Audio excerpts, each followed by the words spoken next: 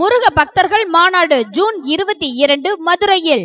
இடம் அம்மா திடல், பாண்டிக்கோவில் அருகில். வாருங்கள் முருகனின் அருள் பெற.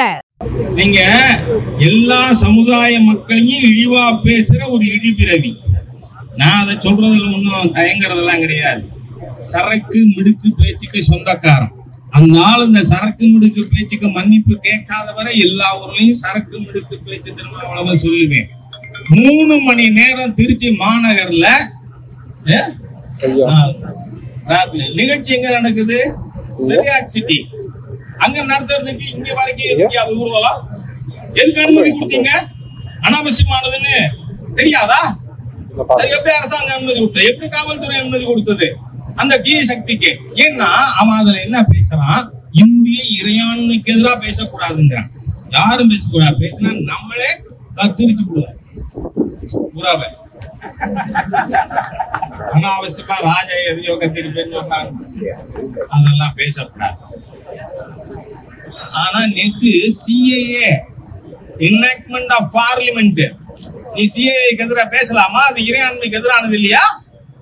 ஆனங்கட்ட கூட்டம். ஆனா அந்த கூட்டத்துக்கு அனுமதி நமக்கு மதுரையில முருக பக்தர்கள் மாநாடுக்கு கண்டிஷன் பாருங்க, 52 கண்டிஷன் போட்டிருக்கு தமிழ்நாடு கவர்மெண்ட். என்ன, நீ எத்தனை வேணா கண்டிஷன் போடு, அதை பத்தி கவலை இல்லை. ஆனா அதுல இருக்கிற விஷயம் என்னன்னு பார்க்கணும். மாநாட்டில் பங்கேற்கும் நபர்கள் எக்காரணம் கொண்டும் அரசால் தடை செய்யப்பட்ட இயக்கங்கள் பற்றி கருத்து தெரிவிக்க கூடாது. இது என்னையா புதுசா இருக்கு? நாம இந்தியால இருக்கோமா பாகிஸ்தான்ல இருக்கோமா? இல்ல இந்த தமிழகத்தில் நடக்கிறது திரவிடியாஸ் ஆட்சியா இல்ல அவுரங்கசீப் ஆட்சியா? நீங்களே சொல்றீங்க. நீங்க வார்த்தை போடுறதுல போலீஸ் டிபார்ட்மெண்ட்ல டிராப்ட் பண்றதுக்கு கூட நல்ல ஆள் வச்சுக்கப்படாதா? என்ன சொல்றீங்க? தடை, அரசால் தடை செய்யப்பட்ட இயக்கங்கள் பத்தி பேசக்கூடாதான். நான் சொல்றேன், அல்லுமா தடை பண்ணது கோயம்புத்தூர்ல 60 பேரை கொலை பண்ணினதுக்காக 1998 பிப்ரவரி 14 பாரத பெருந்தலைவர் லால் கிருஷ்ண அத்வானி அவர்கள் வரும் பொழுது அத்வானி அவர்களை கொலை செய்யும் நோக்கோடு பாட்சா, எந்த பாட்சான்னு கேட்பீங்க. உன் பாட்சா எங்கிட்ட பலிக்காதுன்னு சொல்லுவாங்க. ஆனா இது எந்த பாட்சா தெரியுமா? ஆயுள் தண்டனை பெற்று சிறையில இருந்தவன் செத்து போனதுக்கு ஆயிரக்கணக்கான போலீஸ் அணிவகுத்து நின்று அவன் பணம் போறதுக்காக நின்னீங்களா? நிகழ்ச்சிக்கு ஒலிபெருக்கி வைக்கப்படாதுன்னு போலீஸ்ல ஒரு கெடுபிடியா? நியாயம் தானே? ஏன்னா தமிழ்நாடு எந்த மாதிரியான ஒரு மாநிலமா இருக்குங்கிறத ஓரிரு வரிகள் சொல்லிட்டு நான் அதுக்கப்புறம் சப்ஜெக்ட் வரேன். நீங்க பார்த்தா இப்ப ஆபரேஷன் சிந்தூர் நடந்தது. இந்த ஆபரேஷன் சிந்தூர் எதுக்காக? பாரத நாட்டை சேர்ந்த 26 சுற்றுலா பயணிகள் பாகிஸ்தான் பயங்கரவாத அமைப்பினரால் கொல்லப்பட்டதை எதிர்வினையாற்ற. பாகிஸ்தான்ல வீதிக்கு வீதி பயங்கரவாத அமைப்பு இருக்கான். என் வீட்டுக்கு வீடு பயங்கரவாதி இருப்பான். ஆனா பாகிஸ்தான்ல பாகிஸ்தானுக்கு எதிராக இருக்கக்கூடிய அந்த நாட்டின் தேச துரோகி இருப்பானா? இருக்க மாட்டான். ஆனா பாரத நாட்டுல அதுதான் அதிகமா இருக்கும். ஏன்னா நீங்க இந்த நாட்டினுடைய பாராளுமன்ற எதிர்கட்சி தலைவர் யாரு? ராகுல் காந்தி.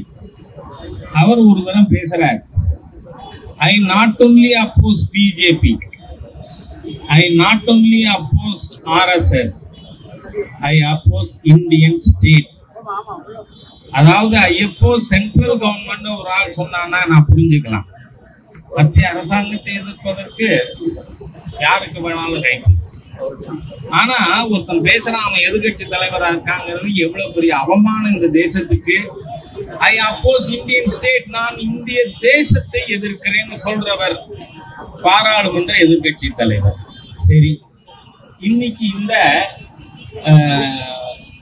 ஜம்பு தீப பிரகடனம் 1801 ஜூன் 16 ஜம்பு தீப பிரகடனம் மருது சகோதரர்களால் பிரகடனம் செய்யப்பட்டது. அது என்ன அது ஏன் இந்த அரசாங்கத்துக்கு இந்த காவல்துறைக்கு பிடிக்கல அப்படிங்கறத நம்ம சுலபமா புரிஞ்சுக்கலாம். ஏன்னா இந்த நாட்டுல என்ன கட்டமைக்கப்படுது, பல தேசியங்கள். அதனால அந்த தேசியங்கள் கூட்டமைப்பு, அதனால அவங்க சட்டமன்றத்திலே ஒரு தீர்மானம் நிறைவேற்றோம் மாநில சுயாட்சின்னு.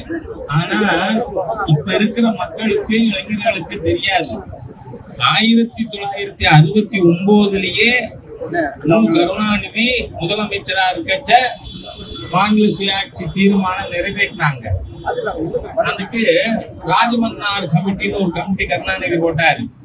அதை குப்பையில போட்டுட்டு இப்ப திருப்பியும் ஒரு தீர்மானம் நிறைவேற்றாங்க. அந்த மாதிரி இது எதுக்காக, பல தேசியங்கள் சேர்ந்தது பாரத நாடு அப்படிங்கிற பிரிவினைவாத கட்டமைப்பை ஏற்படுத்துறதுக்காக. நீங்க பாத்தீங்கன்னா இந்த ஜம்பு தீப பிரகடனம்ங்கிறது அதை முறியடிக்குது. இது என்னைக்கு, இந்த திரவிடியா ஸ்டாக், இந்த திரவிடியா ஸ்டாக் எல்லாம் உருவாறதுக்கு முன்னாடி 224 ஆண்டுகளுக்கு முன்பு மருது சகோதரர்களால் இந்த பிரகடனமானது மேற்கொள்ளப்பட்டது. இந்த இடத்திலையும் ஸ்ரீரங்கத்திலையும் 2 இடத்துல இந்த பிரகடனமானது அறிவிக்கப்பட்டது. என்ன இதன் பின்னணி என்ன, நாம இப்ப கோவிலுக்கு போறோம். கோவிலுக்கு போனா சங்கல்பம் செய்கிறோம். அதுல என்ன சொல்றான், ஜம்பு தீபே பாரத கண்டே பரத வர்ஷே, எங்கெங்க இருக்கு இந்த தேசம் என்னன்றதை பற்றி சொல்லும் பொழுது இது ஜம்பு தீபம். இது சங்ககால இலக்கியங்கள்ல இது நாவலத்தீவு. ஜம்பு தீபம்னா அர்த்தம் அதுதான். ஜாமுன்னு சொல்லி நம்ம கடையில பழம் வாங்குறோம், அதுதான் நவாப்பழம். அந்த நாவலத்தீவு ஜம்பு தீபம் அப்படின்னா மருது சகோதரர்களுடைய பிரகடனம் முழு பாரத தேசத்தையும் கணக்கில் எடுத்துக்கொண்டு, நீங்க பார்த்தா என்ன மாதிரி சூழ்நிலையில மருது சகோதரர்கள் அந்த மாதிரி பிரகடனம் செய்யறாங்கன்னு சொன்னா, கர்நாடக நவாப் முகமது அலிக்கும் முகமது அலி சகோதரியின் வீட்டுக்காரர்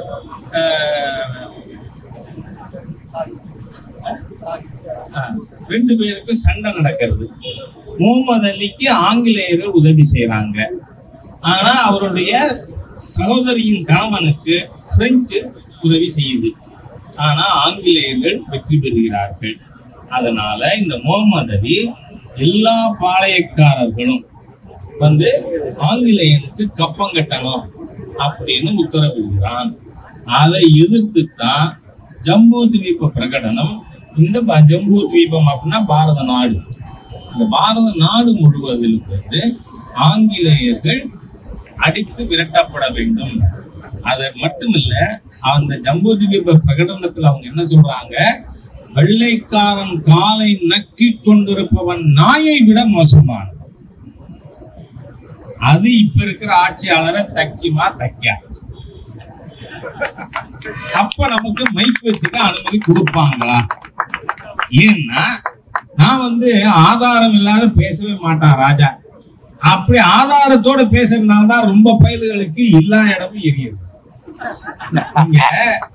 1944 திராவிடர் கழகத்தினுடைய மாநாடு சேலத்துல முதல் மாநாடு நடக்குது. ஈவேரா தலைமையில. யாரு ஈவேரா? யாரு? வெள்ளையன் கைக்கூலி தேச துரோகி. அது நமக்கு 2வது கருத்தே வேண்டாம். ஈவேராவை போல ஒரு மிகப்பெரிய தேச துரோகி யாரும் கிடையாது. அந்த தேச துரோகிகள் மாநாட்டுல தீர்மானம் போடுறாங்க. இப்ப நான் சொல்றது ஒரு வார்த்தை கூட என்னோட வார்த்தை இல்ல, ஈவேரா தலைமையில் போட்ட தீர்மானத்தின் வரிகள். வெள்ளையன் வெளியேற வேண்டுமா? காந்தியார் சொல்லுகிறார். காந்தியாருக்கு நல்ல பைத்தியம் பிடித்திருக்கிறது. அதனாலதான் காங்கிரஸ்காரன் யாரு செல்வ பெருந்தொகையா அவன் திமுகவோட ஒட்டின்னு இருக்கான். ஏன்னா உன்ன பைத்தியம் சொல்லிட்டானே, நான் சொல்லல. ஒரு வார்த்தை கூட என்னது இல்லை. காந்தியாருக்கு நல்ல பைத்தியம் பிடித்திருக்கிறது. அந்த பைத்தியத்திற்கு வைத்தியம் செய்யக்கூட இங்கிலாந்து தேசத்திலிருந்துதான் மருத்துவரை வரவழைக்க வேண்டும். வெள்ளையன் வெளியேறிவிட்டால் விஞ்ஞானம் வெளியேறிவிடும். கார் ஓடாது, பஸ் ஓடாது, தபால் தந்தி இருக்காது. இந்தியாவால் ஒரு குண்டூசி கூட தயாரிக்க முடியாது. மானங்கிட்ட அணுகுண்டே தயார் பண்ணி விட்டார் அடல்ஜி. ஆனா இவன் என்ன சொல்றாங்க, தலைவரா இந்தியாவால் ஒரு குண்டூசி கூட தயாரிக்க முடியாது. ஆகவே வெள்ளையன் இந்தியாவை விட்டு வெளியேறக்கூடாது. அதோட நிறுத்தலைங்க இந்த தேச துரோகிகள். அடுத்த வரி என்ன சொல்றான், அப்படியே வெளியேறுவதாக இருந்தால் லண்டனில் இருந்து கொண்டாவது சென்னை ராஜதானியை ஆள வேண்டும் தீர்மானம் போட்ட தேச துரோகிக்கு ஊரு ஊரா செலவச்சு மாலை போடுறவன் நம்மள ஜம்பு திவ்ய பிரகடனத்தை பேசுறதுக்கு அனுமதிப்பாங்களா? மைக் செட்டு வைக்க அனுமதிப்பாங்களா? எவ்வளவு பெரிய தேச விரோத தீய சக்திகள் இந்த தமிழகத்தில் இருக்கின்ற இந்த திராவிடியாஸ், இந்த திராவிடியன் ஸ்டாக் வெக்கமா இல்ல உங்களுக்குலாம்? இந்த நாட்டை லண்டன்ல இருந்தா வெள்ளக்கார ஆளுநர் தீர்மானம் போட்ட தீய சக்திகள். We have no connection with either. Is anti-national stand, pro-British stand சொல்றதுக்கு தைரியம் வருமானம் இந்த கருணாநிதி, இது முத்துவேல் கருணாநிதி ஸ்டாலினா எனக்கு தெரியல. அதனால வெள்ளையனை ஆதரிப்பதை பத்தி மருது சகோதரர் சொல்றான். வெள்ளையன் காலை நக்கி பிழைக்கும் நாய்களை நாம் வாழக்கூடாது. அதனால கோபத்துக்கு இல்லைன்னா மைக் வச்சுட்டா என்ன வந்தது, என்ன மைக் வச்சு பேசினா என்ன ஆயிடும்? உண்மை பொய்யாகுமா, பொய் உண்மையாகுமா? அப்படி இல்லை. நீங்க இப்ப நம்ம முருக பக்தர்கள் மாநாடு மதுரையில, அந்த முருக பக்தர்கள் மாநாட்டுக்கு எங்க இருந்து அனுமதி வாங்கியிருக்கோம்?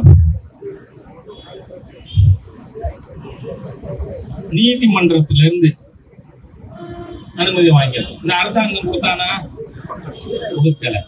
இங்க நாம திருச்சி பெருங்கோட்டை மாநாடு நடத்தினோம் போன மாசம். நல்ல எண்ணிக்கையில தொண்டர்கள் உற்சாகமா. அதுக்கு அனுமதி யார் கொடுத்தது? இந்த திராவிடியா ஸ்டாக்.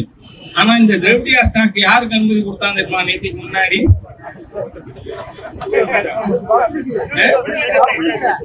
ஆமா, நீங்க எல்லா சமுதாய மக்களையும் இழிவா பேசுற ஒரு இழிபிறவி. நான் அதை சொல்றதுல ஒன்னும் தயங்குறதெல்லாம் கிடையாது. சரக்கு மிடுக்கு பேச்சுக்கு சொந்தக்காரன். அந்த ஆள் இந்த சரக்கு மிடுக்கு பேச்சுக்கு மன்னிப்பு கேட்காத வரை எல்லா ஊர்லயும் சரக்கு மிடுக்கு பேச்சு திரும்ப சொல்லுவேன். 3 மணி நேரம் திருச்சி மாநகர்ல நிகழ்ச்சி எங்க நடக்குது? சிட்டி. அங்க நடத்துறதுக்கு இங்க வரைக்கும் ஊர்வலம் எதுக்கு அனுமதி கொடுத்தீங்க? அனாவசியமானதுன்னு தெரியாதா? அது எப்படி அரசாங்கம் அனுமதி கொடுத்தது? எப்படி காவல்துறை அனுமதி கொடுத்தது? அந்த தீய சக்திக்கு. ஏன்னா அவன் அதுல என்ன பேசுறான், இந்திய இறையாண்மைக்கு எதிராக பேசக்கூடாதுங்கிறான். யாரும் பேசக்கூடாது. பேசினா நம்மளே திருச்சி போடுவோம் புறாவை. அனாவசியமா ராஜ எதையோ கத்திருப்பேன்னு சொன்னாங்க. அதெல்லாம் பேசக்கூடாது. ஆனா நேத்து சிஏஏ என்ஆக்ட்மெண்ட் ஆஃப் பார்லிமெண்ட், நீ சிஏஏக்கு எதிராக பேசலாமா? அது இறையாண்மைக்கு எதிரானது இல்லையா? ஆனங்கட்ட கூட்டம். ஆனா அந்த கூட்டத்துக்கு அனுமதி நமக்கு மதுரையில முருக பக்தர்கள் மாநாடுக்கு கண்டிஷன் பாருங்க, 52 கண்டிஷன் போட்டிருக்கு தமிழ்நாடு கவர்மெண்ட். என்ன நீ எத்தனை வேணா கண்டிஷன் போடு, அதை பத்தி கவலை இல்லை. ஆனா அதுல இருக்கிற விஷயம் என்னன்னு பார்க்கணும். மாநாட்டில் பங்கேற்கும் நபர்கள் எக்காரணம் கொண்டும் அரசால் தடை செய்யப்பட்ட இயக்கங்கள் பற்றி கருத்து தெரிவிக்க கூடாது. இது என்னையா புதுசா இருக்கு? நாம் இந்தியால இருக்கோமா பாகிஸ்தான்ல இருக்கோமா? இல்ல இந்த தமிழகத்தில் நடக்கிறது திராவிடியாஸ் ஆட்சியா இல்ல அவுரங்கசீப் ஆட்சியா? நீங்களே சொல்றீங்க. நீங்க வார்த்தை போடுறதுல போலீஸ் டிபார்ட்மெண்ட்ல டிராப்ட் பண்றதுக்கு கூட நல்ல ஆள் வச்சுக்கப்படாதா? என்ன சொல்ற நீ? தடை அரசால் தடை செய்யப்பட்ட இயக்கங்கள் பத்தி பேசக்கூடாதான். நான் சொல்றேன், அல்லுமா தடை பண்ணது கோயம்புத்தூர்ல 60 பேரை கொலை பண்ணினதுக்காக 1998 பிப்ரவரி 14ஆம் தேதி பாரத பெருந்தலைவர் லால் கிருஷ்ண அத்வானி அவர்கள் வரும் பொழுது அத்வானி அவர்களை கொலை செய்யும் நோக்கோடு பாட்சா, எந்த பாட்சான்னு கேட்பீங்க. உன் பாட்சா எங்கிட்ட பலிக்காதுன்னு சொல்லுவாங்க. ஆனா இது எந்த பாட்சா தெரியுமா? ஆயுள் தண்டனை பெற்று சிறையில இருந்தவன் செத்து போனதுக்கு ஆயிரக்கணக்கான போலீஸ் அணிவகுத்து நின்று அவன் பணம் போறதுக்காக நின்னீங்களா? அவன் பணம் போறதுக்கு என்ன நடக்கிறது தமிழ்நாட்டுல? பேய்கள் ஆட்சி செய்தால் பிணந்தென்னும் சாத்திரங்கள். இது வேற ஒரு ஹிந்து சாதாரண ஒரு ரவுடித்தனத்துல ஜெயில இருந்தான், அவன் போனா அந்த மாதிரி போறதுக்கு அனுமதிக்குமா போலீஸ்? முஸ்லிம்ஸ்னா என்ன வேணா பண்ணலாமா? பயங்கரவாதிகள் என்ன வேணா பண்ணலாமா? அந்த அல்லுமா பத்தி பேசக்கூடாது. அன்னைக்கு அங்க மாநாட்டுல தானே பேசக்கூடாது, இன்னைக்கு உங்கள்கிட்ட பேசலாம்ல. அதனால சொல்றேன், அவன் எதை பேசக்கூடாதுன்னு சொல்லி இருக்காங்கிறதுக்கு. அது மாதிரி பிஎஃப்ஐ இல்லீகல் ஆக்டிவிட்டிஸுக்காக மத்திய அரசால் தடை செய்யப்பட்டிருக்கு. அது உங்க திரவிடியா ஸ்டாக் எல்லாம் தடை செய்யப்படாது. அதை பத்தி பேசணும். ஏன் பேசினா என்ன, உண்மையை பேசினா என்ன தப்பு? தடை செய்யப்பட்ட இயக்கம், நீங்களே சொல்லுங்க, அந்த வார்த்தையை போட்டு. அரசால் தடை செய்யப்பட்ட இயக்கங்கள் பற்றி எக்காரணம் கொண்டும் பேசக்கூடாது.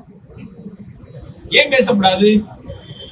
ஏன் அவன் என்னென்னலாம் கொலை பண்ணினா, பிஎஃப்ஐ என்ன பண்ணிட்டு இருக்கான், பிஎஃப்ஐ பொலிட்டிக்கல் ஆம் எஸ்டிபிஐ என்னென்ன பண்ணி கொண்டு இருக்கான், திட்டம் கொண்டு இருக்கான், நாம பேசிடுவோம்னு காவல்துறையும் தமிழக அரசும் பயப்படுது.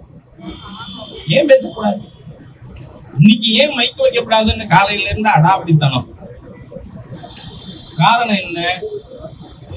ஈவேரா திரவிடியா வெள்ளையனை ஆதரித்தவர்கள், மருது சகோதரர்கள் வெள்ளையனை எதிர்த்தவர்கள், அதனால கூடாதுங்கிறாங்க. புரியுதா இப்ப அர்த்தம்? நான் எனக்கு விளக்கம் சொல்லியே 35 வருஷமா எனக்கு வயசாயிருக்கு. 1991 இருந்து ஒன்னொன்னா விளக்கி சொல்லி அதனால புரியுதா? ஈவேரா என்ன சொன்னாரு? லண்டனில் இருந்து கொண்டாவது சென்னை ராஜதானியை ஆள வேண்டும்னு. வெள்ளக்காரன் அடிவருடி, தேச துரோகி, அந்நிய கைக்கூலி, அதனால அவனுக்கு ஊரு புறா செல்ல வைக்கலாங்கிறாங்க. நம்ம வைக்க போறது இல்ல, ஆனா வச்சிருக்கான்னு சொல்லலாம்ல. அதனால இந்த அரசாங்கம் நாம வெள்ளையன் ஆட்சி ஜம்பூ தீபத்தில் இருந்து, நாவலத்தீவிலிருந்து முழுமையாக வெளியேற்றப்பட வேண்டும். பாளையக்காரர்களை அவ்வளவு தூரம் கொடுமை செய்து கொலை செய்து, எனக்கு முன்னாடி பேசின திரு குணா அவர்கள் சொன்னது மாதிரி, காளையார் கோயில்ல மருது சகோதரர்களோட இது நினைவிடம் எங்க இருக்கு? நேர சொர்ணகாளீஸ்வர் கோவில் எதிர்த்தாப்புல. ஏன்? அவர்கள் கேட்டது, உன்னுடைய இறுதி ஆசை என்ன அப்படின்னு கேட்ட பொழுது, எங்கள் தலை எங்கள் முகம் சொர்ணகாளீஸ்வரனை பார்த்து கொண்டிருப்பது போல் அமைக்க வேண்டும் சொல்லி கேட்டதனால கோவிலை காப்பாற்ற செயல்பட்டார்ல. அப்ப அத கோயிலெல்லாம் இடிக்கிறவங்க எத்தனை? நான் வந்து ரொம்ப எல்லா இடமும் சொல்லிட்டு இருக்க வேணாம், பட்டியல் போட்டு. கிடாம்பாக்கம் தானே வந்து 100வது ஆண்டு பாருங்க. அதுல கூட நம்ம மகளிர் எல்லாம் நியாயமான ஒரு கோரிக்கை.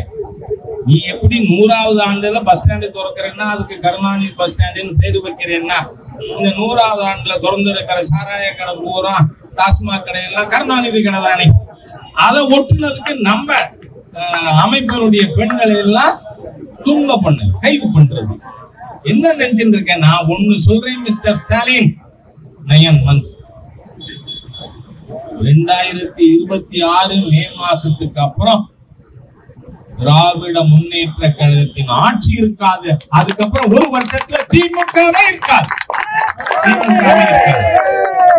ஏனென்றால் தீய சக்திகள் நசுக்கப்பட வேண்டும் என்பது தேச பக்தர்களின் முடிவு. இன்னைக்கு தேச பக்தர்களின் முடிவு.